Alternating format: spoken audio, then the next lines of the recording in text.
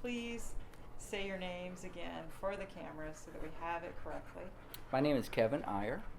And Tiffany Eyer. And how long have you all lived in New Orleans?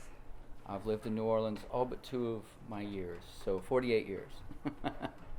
I moved here in September '93, Okay. 1993. Okay, now how'd y'all meet? We got set up. That's what I say. I say we met through a friend. Yeah. Okay. Is there a story there we need to hear? Well, she's a really good friend of both of Yeah. ours. And Sarah She's Booth. a good friend. She's came down from New York and fell in love with New Orleans and stayed here, went to Tulane and moved back, and then Tiffany met her when Tiffany moved to New Orleans. Tiffany didn't actually move to New Orleans. She was just on her way through. I was on my way to Taos, New Mexico. Daddy, I'm going west from Florida. And Tiffany ended up moving in with Sarah, and then Sarah ended up moving into our house, my house, and introducing me to Tiffany. Yeah. So, Yeah. We went to Africa together, all of us, and the ladies there were trying to figure out the dynamic in our family because we had the 2 kids and 2 women and Kevin, and they're like, and so we explained the story, and they're like, oh, she built your house. So it was a really cool, yeah, it was a really cool way to put it. So she built our house. Absolutely. Yeah. Very nice. So, we're doing this oral histories research. We're trying to get people's stories. In particular, I'm interested in people's stories, the stories of folks who lived here pre-Katrina, through the aftermath of Katrina, and most specifically, their lives now. So, would you mind talking first a little bit about your pre-Katrina years, what you did here then, and then I'll ask you a few more prompting questions after that. I'm a tree climber, so I was a licensed arborist actually, Okay. but really just a tree climber because that's the part I like. And I had a house that I bought in '91 with a friend, and I just always loved working on houses. So I was kind of toying with the idea of working on and repairing and renovating and rebuilding houses before I met Tiffany, and she really liked that idea too. So before Katrina, yeah, most of my income was climbing trees. And so you met in short 98, you said? Yeah, I Married moved here in in '93. Yeah, then we 93. met in '94, Mm-hmm. and then. And what were you doing when you moved here? Well, I had decided to go back to school.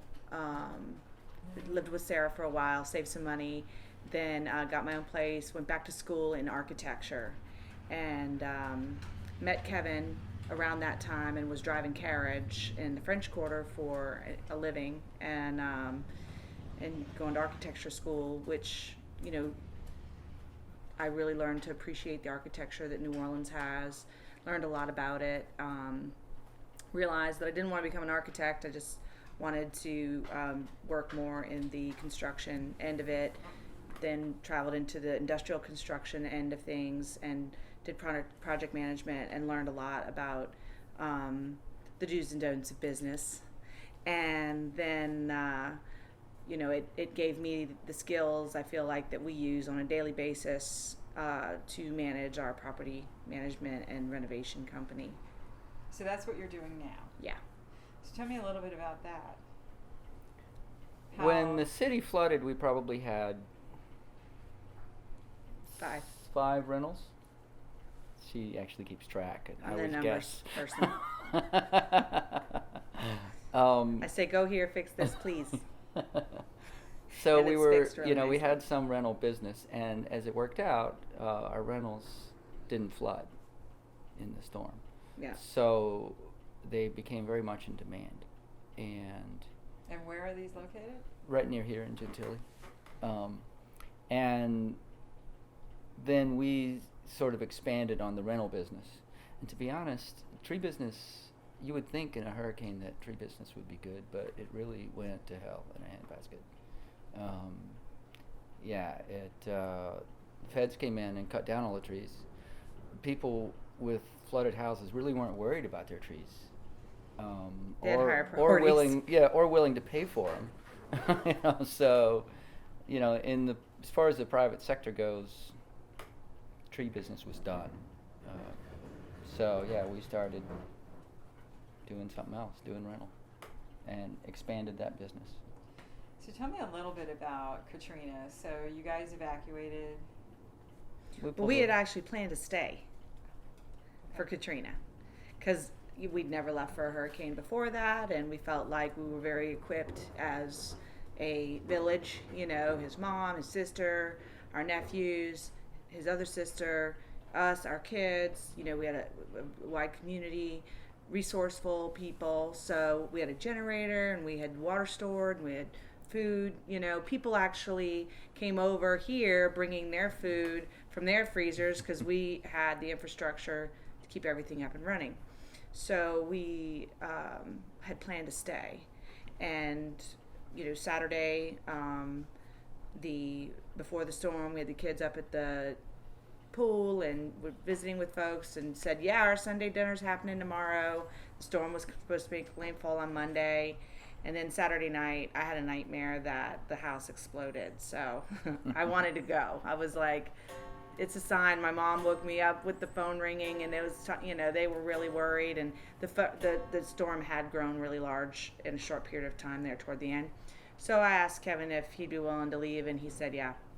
So we alerted the family and the whole infrastructure that was supposed to stay that we were leaving, which wasn't all that well received by some of the other family members. So we packed everybody up and did get everybody out of town. We were like 11 people, some dogs, some cats, a rat, I think, some birds. Food, yeah. And we went to Auburn, Alabama to stay with some really close friends, and it was really nice to see a lot of people actually had called and said, hey, we've got a spot for y'all. And so it seemed like the best place at the time. So we went there and hunkered down. It took us 17 hours to get to Auburn from And here, how which is far Normally about usually a 5.5 6-hour drive. Yeah. And that's just the traffic getting out of the city. That and the fact that the highway patrol wouldn't let us drive on I-10, so the interstate, they were getting everybody away from the coast because at that point the storm was moving. Yeah. It was actually moving faster than we were. We thought we would spend the storm in our As we were sitting car. on the interstate moving north on I-59, Yeah. we were averaging something like 6 miles an hour for the first 3 or 4 hours, and the storm was doing like 14. We're like, going, I'm going to spend the storm on this interstate. That's rough. I did that for Yeah. Hurricane George, leaving Yeah. with Mhm. a 1-year-old. Yeah. That was bad traffic. I remember hearing that was about that hard. and thinking, And I was I'll gonna never head- evacuate. Yeah, I was going to head to Columbus, Georgia, where my dad lives, same route. Yeah. And they were closing the roads right behind me. Boom, boom, It was yep. freakish. Yeah. Yeah. But anyhow, so how long did you stay away? Well, we started with a 3-day plan. We're like, okay, we'll go away for 3 days and we'll come back after the storm's done and everything's settled down. And So probably, we just had a couple changes of clothes and a cooler for the car ride, and stuff for the kids pets, yeah.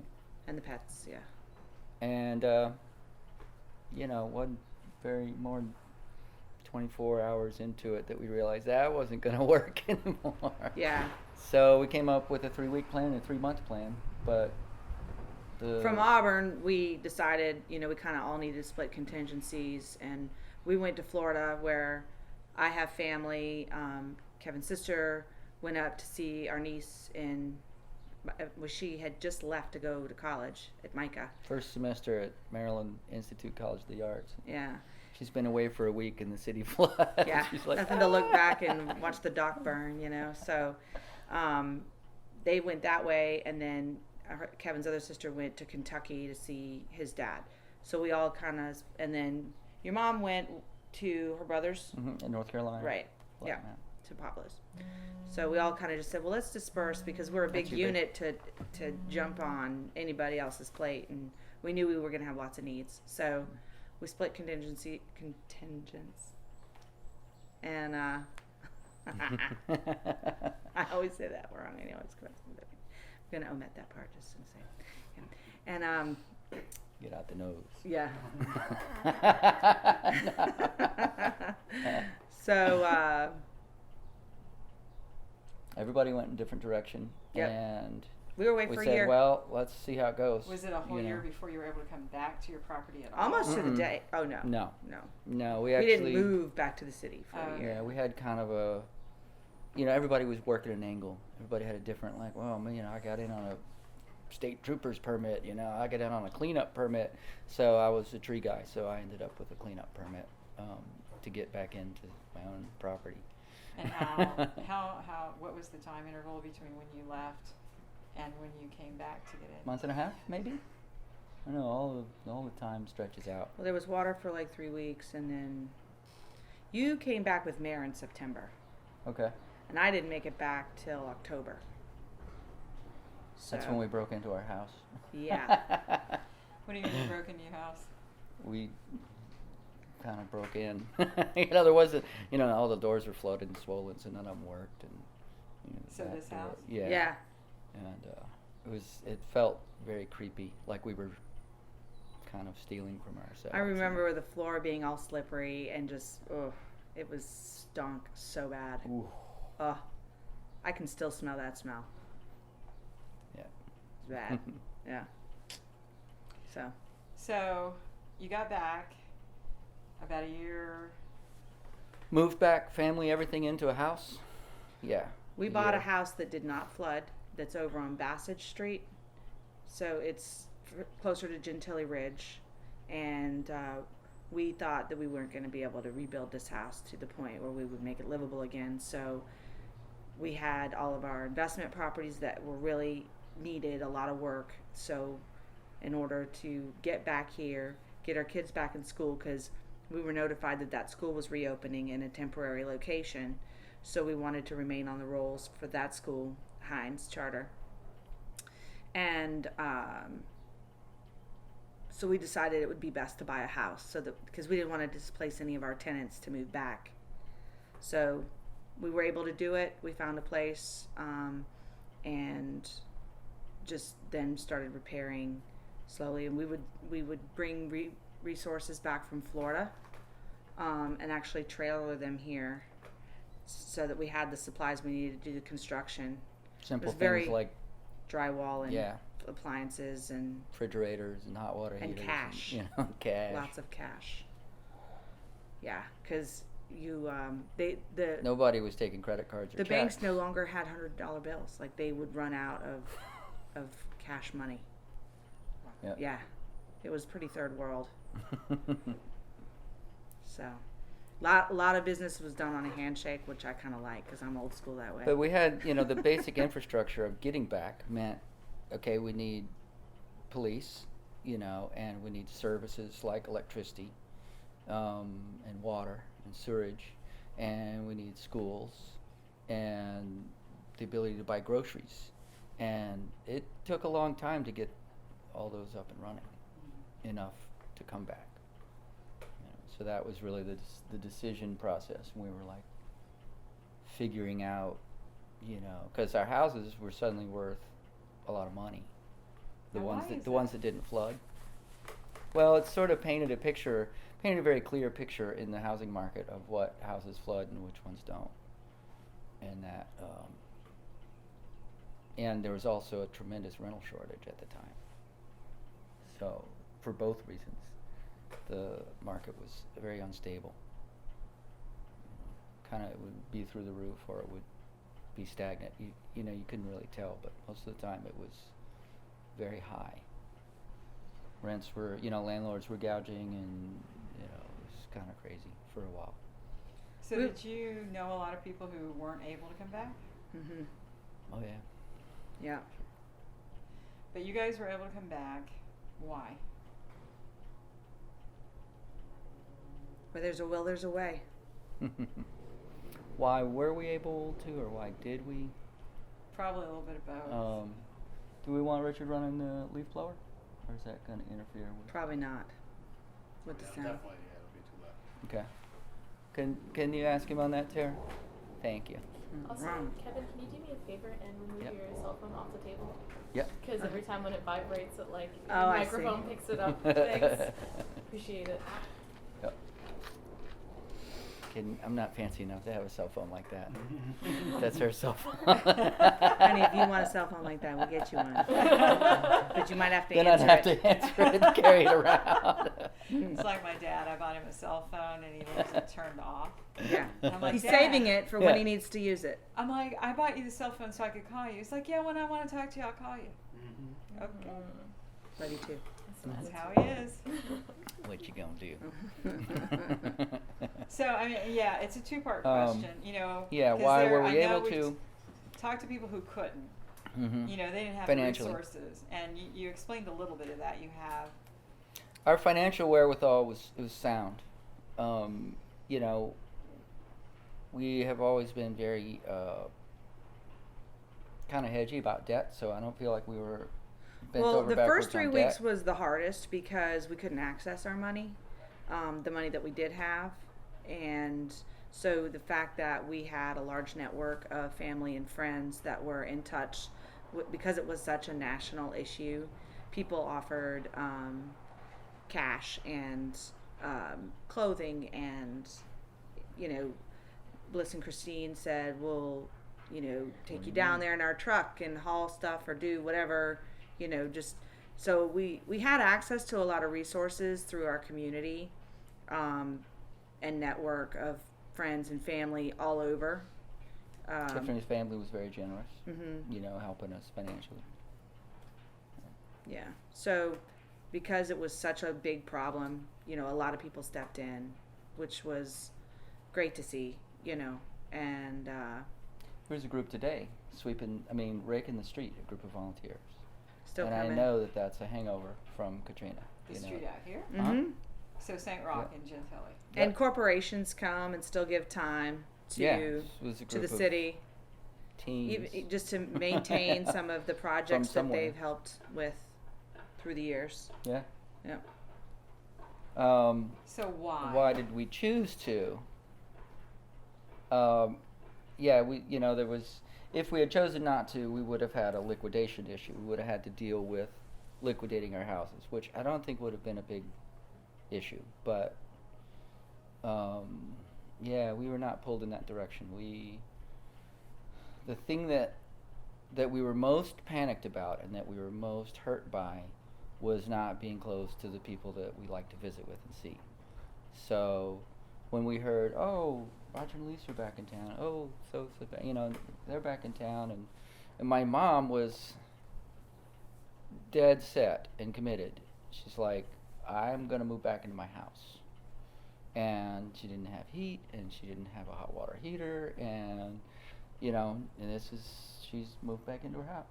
So I'm like, okay, guess we got to fix Mom's house because she's living in it.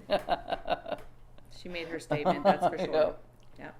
She wanted to be able to see her church buddies, even though the church was flooded. Yeah. Now, Different how church. old was your mother then? Let's see. She was born in 30, so she was 75 when the place flooded, and she died as a result of moving back here, I think, or as a result of Katrina, one way or the Why other. do you say that? Well, she had issues before Katrina. She was diabetic, and she was renal deficient.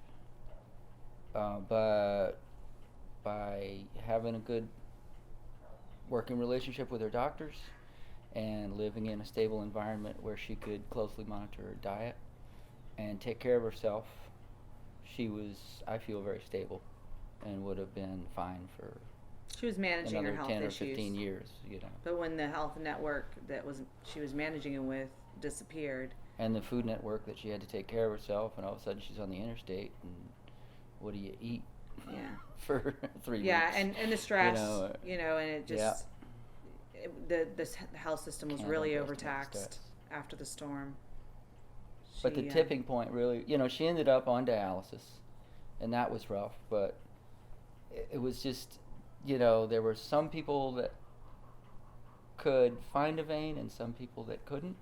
So she would schedule it so that she made sure that she got the person that could find her veins, and you know, that person had a family emergency and her husband was in the hospital, and you know, she ended up with this big hematoma and ended up getting a stent shortly thereafter, and it went septic and she was gone pretty I'm quickly. sorry, Kevin. Yeah. It was. It wasn't time. Mm-mm. Well, the other reason I asked that question is because people have talked about, several people I've talked to have said, on camera or off, how the stress of dealing with Katrina has shortened their lives. They know it. Yeah. You know, whatever their age, you know, people who are in their 30s, people who are in their 50s, you know, say, stress of Katrina has shortened my life. I know this. So I was kind of curious what you guys think of that. I mean, because I've heard everything from, oh, that was the 100-year storm and there won't be another one for another 100 years, Mm-hmm. to, oh, it could happen again tomorrow and we're packed and ready to go at the drop of a hat. So where are you guys in that continuum? Well, we try and be packed and ready to go. We have a threshold, basically, if it's, you know, in the category 2 range, you know, we plan to evacuate. We have ridden out a category 1 storm since Katrina here. And, you know, our threshold is much lower than it was before Katrina for staying. We try and stay prepared, and we are very conscious of hurricane season, and we have a preparation regimen that we kind of manage during those times, which includes 50 gallons of gas and extra cash and different, definitely small bills, and, you know, kind of just, you know, keeping certain things together paperwork wise. And as far as the stress level, you know, I feel like Katrina was a large blow, and personally I was confronted with a lot of, you know, we lived a pretty idealistic life before the storm, and I really didn't know how lucky I was, I think, to a certain extent. And so going through the storm and waking up in a different place, like your house, I find, really reminds you of who you are. And without that reminder, I had to dig deep to really be sure about who I was.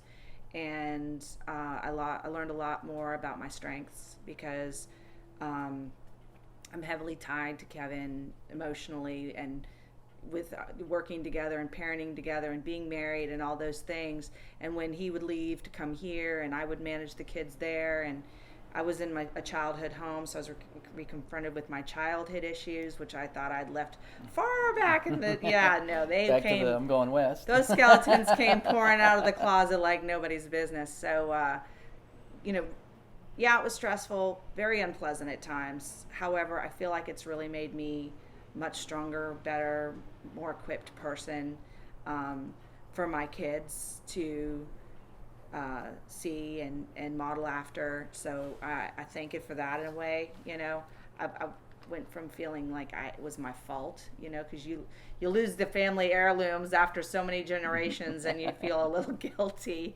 And it's like on your watch, you know. yeah, we lost it on our watch. And But I was kind of thinking along some similar lines. Like it was a huge amount of stress, you know, and sometimes we refer to it as the Katrina pounds or whatever, but it was tough. But on some level, I feel like it was like hitting the reset button on stress. You know, like maybe it said, you know, you really don't have to stress about a lot of other things. So maybe it made me better equipped to deal with stress on some level, instead of just, you know, leaving me feeling broken or disempowered. I agree that it's kind of strengthened me in a way. raises the bar. Yeah. Huh, that's all you're worried about? Yeah. Your roof leaks? Priorities. You get a new set, for sure.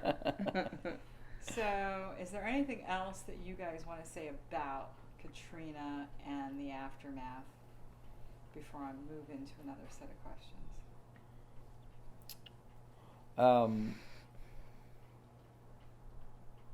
Is there something you would want people to know? I mean, I think part of what we're trying to do is give folks the opportunity to describe. I feel like New Orleans went through some fundamental changes. They're not. It's almost like, to me, if you live here now, it's more intentional. And I know that there's a lot of people who live here because they, that maybe came back because they just didn't know what else to do. But I think a lot of people came back because they said, this is where I want to be. So I feel like it kind of, at one point, I referred to it almost as like an enlightening or something like that, where it's like everybody, for a while after the storm, everybody was so appreciative of seeing each other. And we still are very much, it's like we have this community of people that we just love to see. And it's worth it to get together,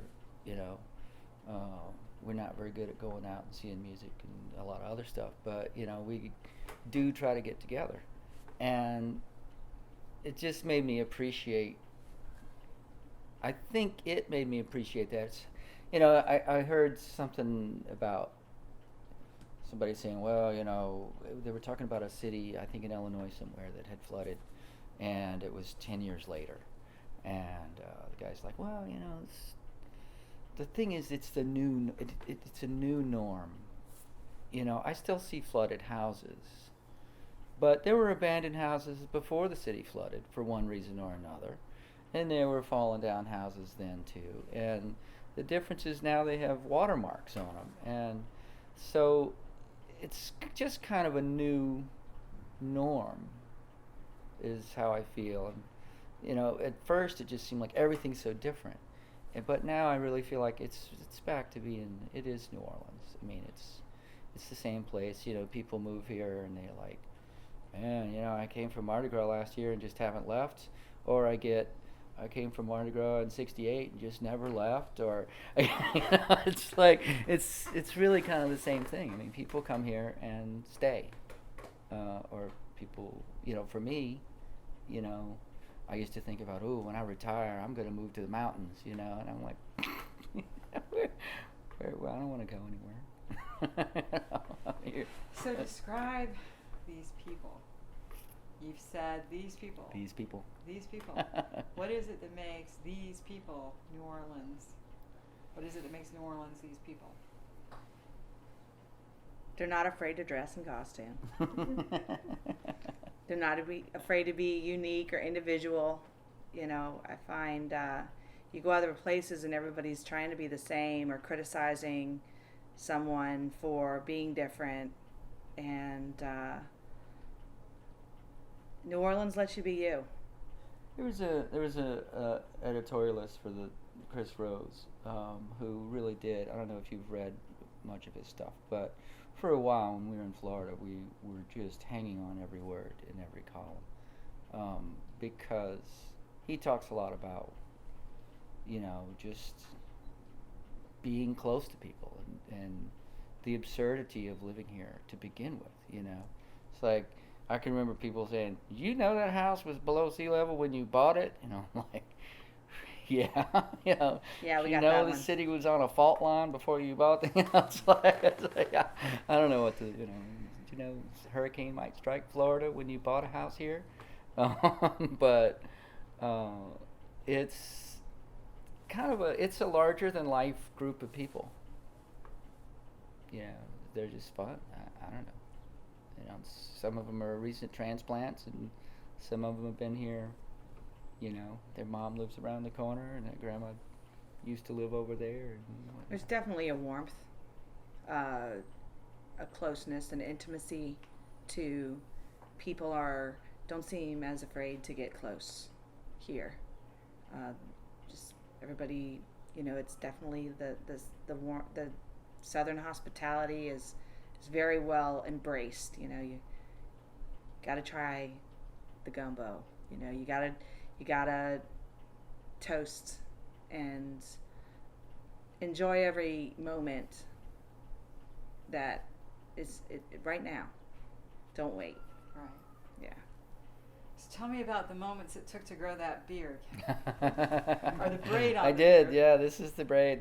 Well, the theory is that these hairs were on my chin when the city flooded. So this is my Katrina beard, my personal testament, you know. We thought, my friend Stacy and I were thinking that if I cut it off, we'll put it in a shadow box, you know, and say, okay, you know, because somewhere right around here is where Mom died. And then, then we had the evacuation for Gustav or somewhere around in here when the roof blew off of that house. And then, you know. When we actually got a real meter instead of living in Yeah. this house off of a temporary Yeah, and pole. for a long time That I was said, a big one. if the city ever gives me permission to live in my house, I will cut my beard off. Because that was an 8 and something year. It seemed just like so far. You know, it hasn't been 12 months, I think, since we got that, has it? I don't think. Yeah, it has. It's been. The official term is occupancy. We got occupancy. So when the city of New Orleans said, all right, you can move into your house, you have But I think we've been living in our occupancy. house for maybe 4 years by that point. Yeah. You know, just Yeah. trying to get things up to the point where we would get approved. Right. But you can't have electricity until you have occupancy. So we had what was called a temporary pole, which FEMA put up out front. So we had this So you could do construction. piece of wood that you're supposed to just plug extension cords into to run your house on. And here I'm treading on thin ice, but we might Yeah. have run something larger than an extension cord to run our house on. So we had, wires hanging off the FEMA pole and the house running, and we managed to sweet talk the gas guy into letting us have a gas meter when you're not supposed to have a gas meter until you have an electric meter. And I think that actually might have changed in the process or something. something got Yeah, confused right. or lost in there, but without incriminating anyone, including us, we did actually end up with natural gas and pirated electricity that we paid for, but Yeah, we never, Yeah. we paid for it all, yeah. yeah. And yet, what was our first move? Tiffany said, "Let's get a swimming pool." Well, I wasn't going to sweat all that sweat without a If you can't afford air refuge. conditioning, you should at least have a swimming pool. Yeah. So we did. Well, what are the kids going to do while we're building our Working on the house? Yeah. So. So yeah, it's and when my mom died, at one point, I remember thinking that really the personal tragedies are what make you focus on it all, because her not being in this city was really made the city more different to me than the mud in the streets and the fact that we didn't have street lights. Every intersection was a 4-way stop for a year and a half. But her being gone was like, wow, okay, that's different, so you can't underestimate those issues. But at some point, the craziness in the city just made it more fun in a way. It was just more New Orleans than New Orleans ever could have been. Watching how everybody coped and all the creative ways that people jumped hurdles. And of course, there was much sadness too, because some of your friends fell to drugs and alcohol instead of, creative ways to survive. So there was a mix, but you still had Feather Boas and live music. Live music. So we just rolled with it and did Oh. our own slice of it. I remember walking up to one friend. I was like, "Wow, when did you get back?" Because I hadn't seen him after the storm.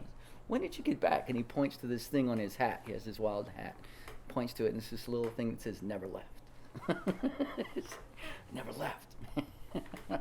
So, yeah, it was just it's the place. I mean, it's the place I want to be. So we met you guys through a friend of mine that I knew from when I lived here, but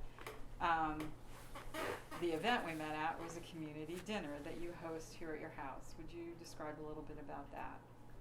How did it start? Kevin's mom. Yeah, my mom. I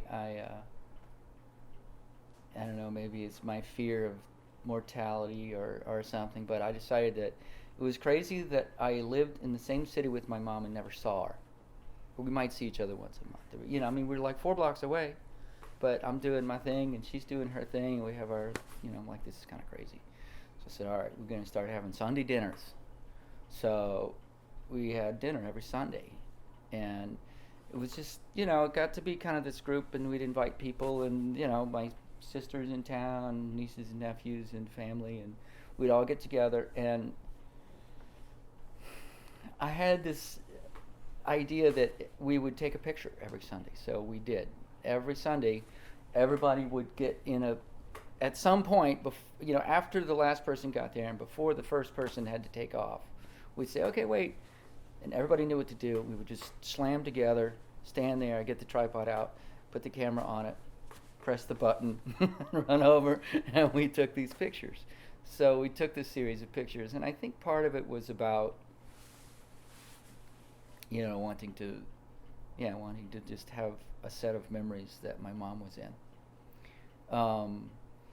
So after the flood, we didn't have any wherewithal, any way to make that happen. And we moved back here, made really good friends with Chris and Stacy Suma and their kids. And so Tiffany and Stacy came up with this idea. You want to talk about that? Yeah, Chris would teach at college, and Kevin would go sailing regularly on Wednesday nights. So instead of us both cooking, we would alternate. Sometimes I would cook, and she would come to my house with her kids, and then other times she would cook and I would go to her house. And the rule was you didn't do dishes. The one hosting did front to back, and then we would play a card game or something after, and the kids would play, and it would be kind of our treat. And you would not have to cook, but your kids would be fed and happy. So we just kind of did this divide and conquer thing. And so we did it regularly. And then as time went on, people would, she would invite somebody or I would invite somebody, and then it kind of built. And then it ended up, schedules had to change over the years. So it ended up on Tuesday night and then both husbands come now, and the neighbors and the sister-in-laws and Chris's parents have moved here from Pennsylvania since then. They bought a house off our back porch. On a Tuesday night? On a Tuesday night. As I recall. Yeah. And the neighbors were down, and we said, we're so glad you guys are visiting. Would you, when are you moving here? And they said, oh, we don't have a house. And Sweeney said, we're selling ours. So they own it just a few blocks up a block and a half up the street. So, we try to make it kind of precise. We said, okay, we're going to serve at 6 and try to be wrapped up at 8. It's a school night. It's not so taken off of the tradition of, you come over and it's our treat, boom, and then next week it's your treat. Kind of So we try to set it up. We can't expect someone else to treat 60 people at their house, but what we do is we try to make it a short and sweet event. It's like, come on over at 6. We try to serve people at 6. People are welcome to bring dishes, but we try and serve a large entree, so we don't want it to stop them from coming if they don't have time or resources. And the thing is it's to build community and for people to come and get what they need and give what they've got, so they can, if you need a hug or you want to brag about your promotion or whatever, just come and share what you have. So if you want to sit quietly in a room with 60 people, you can do that too. Good luck. Everybody does their own thing. Good luck. And then I guess the hosting, the changing of hosting thing, the way that's sort of evolved is that there's people that come up and say, I want to cook. So they'll cook typically in our kitchen because the kitchen is set up for cooking for a group that size. That was very intentional. We took a bedroom out of this floor, because we wanted more living space. So we just kind of evolved this house into this space, and Tuesday dinner kind of has evolved into filling the house. So it's pretty exciting to see the two of them partner. It's the gotten house way bigger and the than dinner. we ever thought it would build to, but it seems like the thing to do. So you told me the other night the numbers vary weekly, but they're somewhere between this and this. Do you remember? The most we had, I think, that we usually count the next day. We didn't actually count yesterday. So We might be losing it, but 62 I think was our biggest dinner.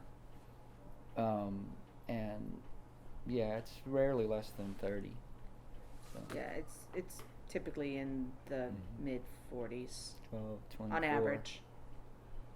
I mean, we run something like 30 something linear feet of dining table. Yeah. Because this is 12, and then we have 2 6s, so it's 24, and we have a card We table added here, one and over a porch there, yeah. table, and this and that.